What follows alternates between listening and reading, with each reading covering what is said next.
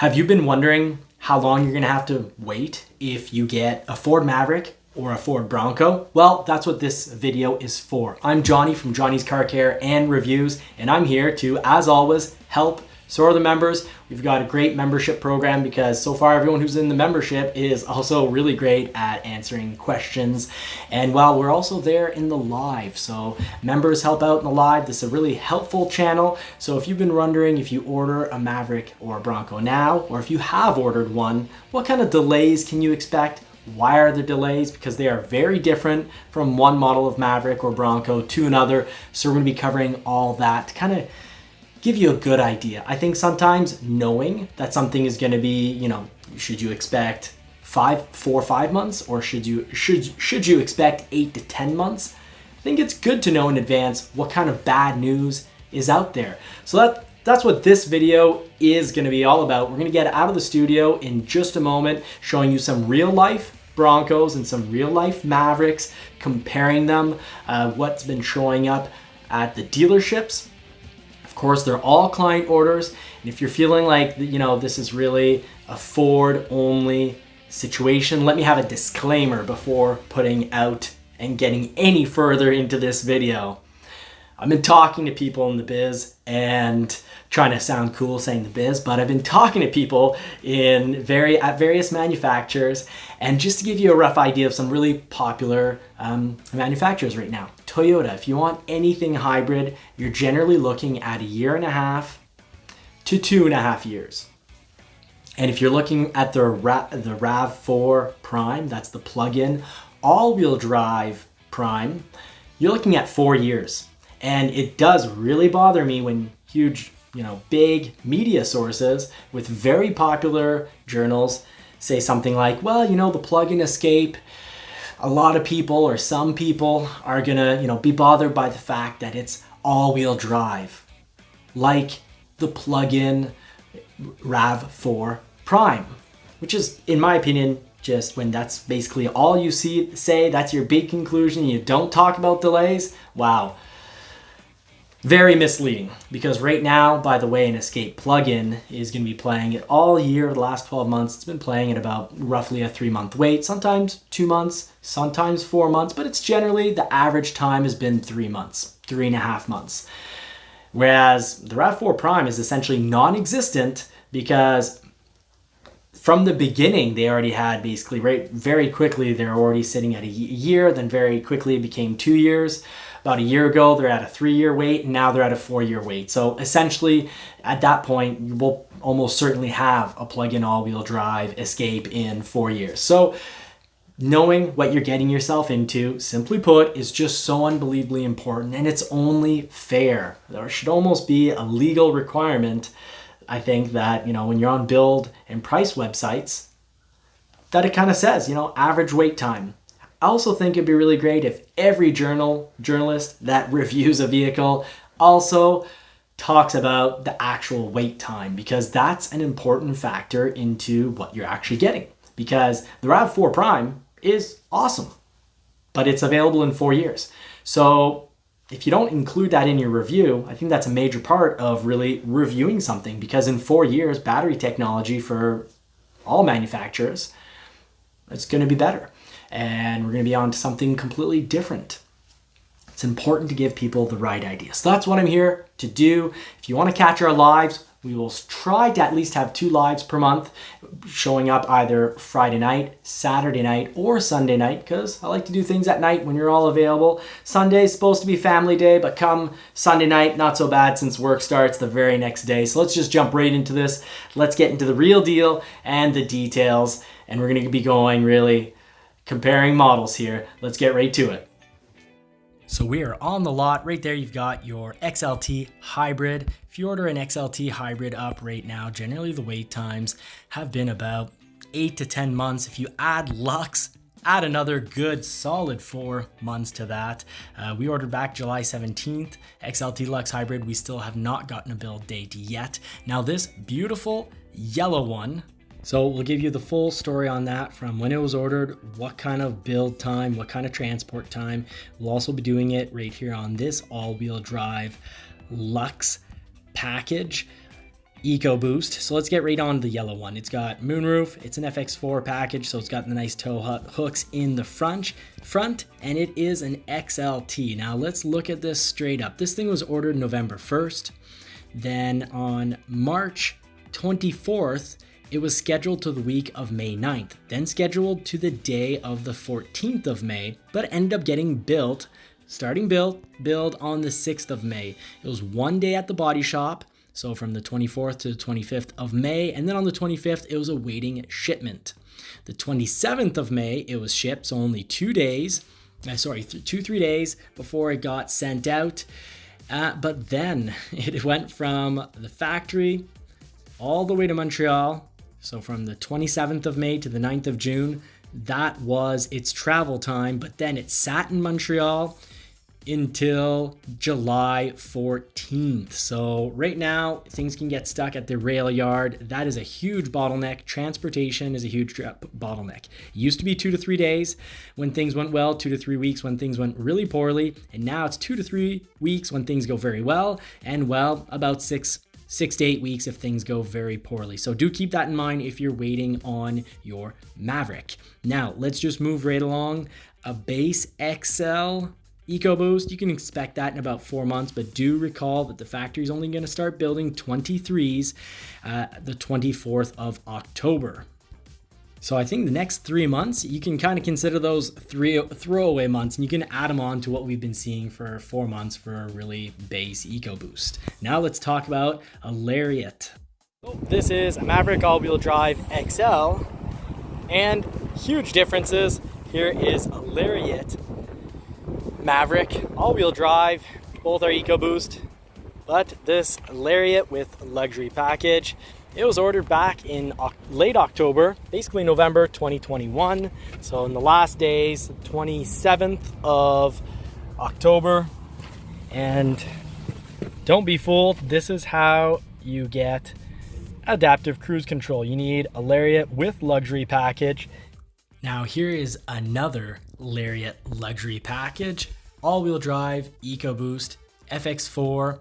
So this very oddly was ordered December 16th and has now shown up pretty much exactly 8 months later.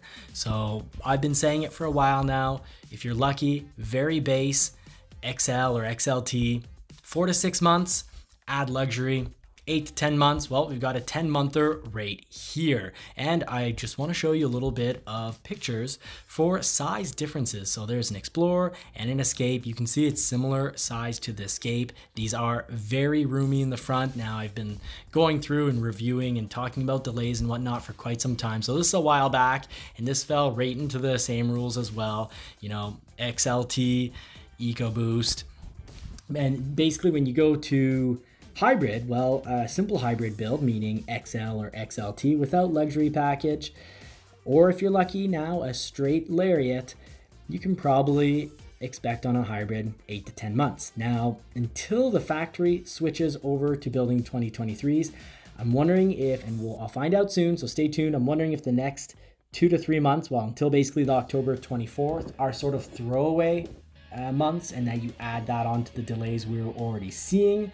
But that might be countered also by the fact that Jim Farley did say this, you know, the head honcho at Ford did say that things would ease up in the first quarter of 2023. Now, Bronco people are the people who've waited the absolute longest. So now let's just switch over to the Bronco.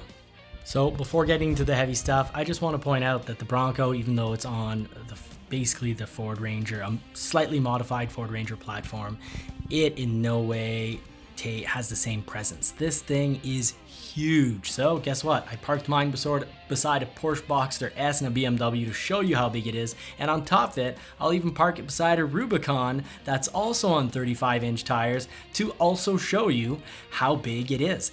The Bronco Sasquatch has immense presence. It's squared off top, and the fact that it's got a wider hood really does make it have more presence than the Rubicon. And it also has a lot better road manners. I love driving the Bronco for long periods, even over horrible roads. But let's get down to business. Soft tops. Okay, so really the big delays on Broncos, it's when you combine constrained issues. So hard top, constrained issue. But here's a 2.7 wild track hard top, but with no hitch. And because so many people with their wild track ordered hitches, this thing got built. This thing got ordered in October. So basically 9 months to show up.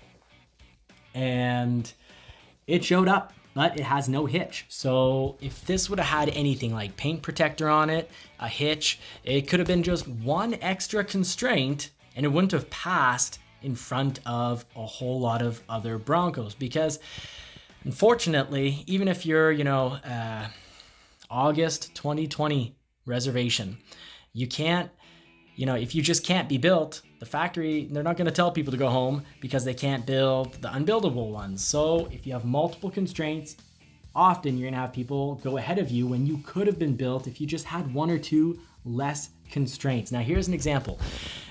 This doesn't have Sasquatch, which is also constrained and backlogged, but this is a 2.3 liter eruption green Bronco, and it showed up in 4 months. And that's because it doesn't have stacked constraints. So it's an Outer Banks. It does have the hitch, but that's one constrained item. It doesn't have the front steel bumper, which would have been another constrained item. It doesn't have the hardtop, which would have been another constrained item, and it doesn't have Sasquatch, which would have been yet again another constrained item. So it got built ahead of all sorts of other Broncos. It looks great. It's an Outer Banks. You can always swap the tires, but like I said, it's got the hitch. So just having one constraint did not cause it any issues whatsoever. And hey, when you go Outer Banks, you can get some really wild interiors like this brown and black, or you can get the blue and gray interior like I have on my Sasquatch Outer Banks, which also showed up relatively quickly. So you definitely just don't, the key is don't stack up constrained items. So let's talk a little bit more about constrained items and the math behind it with the king of the constraints, the famous two-door. So far, the two-door is pretty constrained, and I don't have a whole lot of solutions for that other than, help yourself out.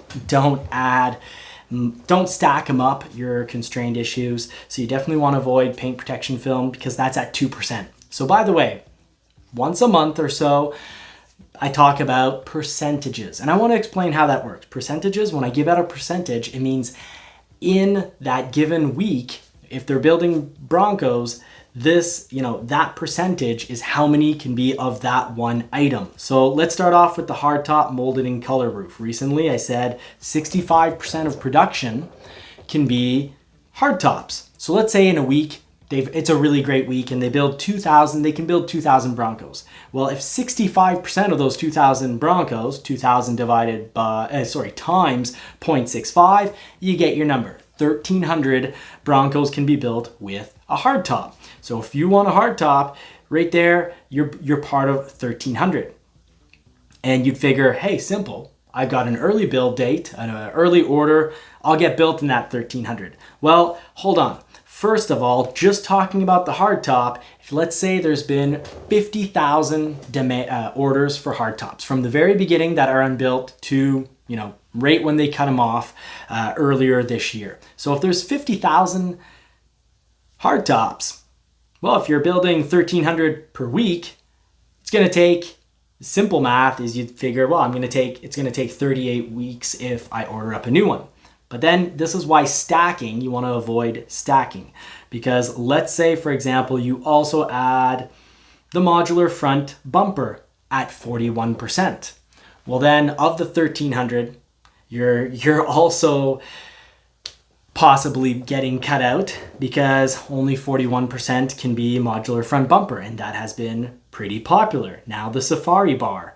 If you have the Safari bar, there's a real problem. That is also popular, but only 17% of the total 2,000 could be Safari bar. So under 400 in that build week can have Safari bar. So you're basically, the more you add on, the more you have to compete with. And even if you have, obviously, having a really old order date makes the factory really try to focus in and build yours. But there's a lot of people who kind of stack this all up. Now, I do often say avoid at all costs paint protection film because it's only 2%. A ton of people asked for it, and it is a guaranteed problem. So get that from your parts department or from aftermarket. Have someone, the dealer or the a small business, put that on for you. Now I'm just going to quickly run through various other issues.